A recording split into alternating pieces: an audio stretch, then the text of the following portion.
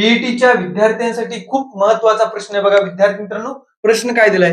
20 वर्षानंतर अमनचे वय हे त्याच्या 10 वर्षापूर्वीच्या वयाच्या 4 पट असेल. अमनचे वर्तमान वय काढा. म्हणजे अमनचं आजचं वय काढायचंय. विद्यार्थी मित्रांनो बघा त्यांनी काय दिलं आपल्याला? अमनचं भविष्यातलं वय आणि अमनचं भूतकाळातलं वय या दोघांचा आपल्याला रेशो दिलाय, गुणोत्तर दिले. त्याच्यावरूनच आपल्याला अमनचं आजचं वय काढायचंय. मग कसं काढायचं बघा आता. बघा समजा अमनचं आजचं वय काहीतरी आहे, बरोबर आहे. अमनचं इथं काहीतरी आजचं वय आहे.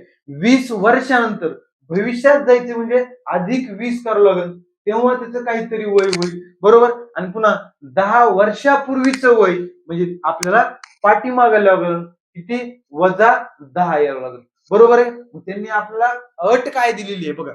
20 वर्षानंतर अमनचे वय हे त्याच्या 10 वर्षापूर्वीच्या वयाच्या 4 पट असेल. म्हणजे हे 1 असेल काय? म्हणजे 10 वर्षापूर्वीचं वय जर 1 असेल तर 20 वर्षानंतर किती असेल? 4 असेल, असं आपल्याला रेशो मध्ये दिले. पण विद्यार्थी मित्रांनो आता नीट बघा, हे जे त्याचं 10 वर्षापूर्वीचं वय आणि 20 वर्षानंतरचं वय याच्यामधला फरक किती दिसतोय तुम्हाला बघा. इथून इथपर्यंत 10 आणि इथून इथपर्यंत 20 म्हणजे किती झालं? 10 आणि 20 30. म्हणजे बघा इथून इथपर्यंत त्याचा वयातला जो फरक आहे तो किती आला? 30 आला. मग रेशो मधला पण फरक घ्यावा लागेल आपल्याला. विद्यार्थी मित्रांनो 4 वजा 1 किती? 3. मग बघा आता 3 रेशोची व्हॅल्यू आली 30. एकाची किती येईल? एकाची येईल 10. म्हणजे 1 बरोबर 10. आता आपल्याला आजचं वय काढायचं विद्यार्थी मित्रांनो. बघा इथं 1 आहे. 1 म्हणजे किती आलं आपलं? 10. म्हणजे 10 वर्षापूर्वीचं वय आलं 10.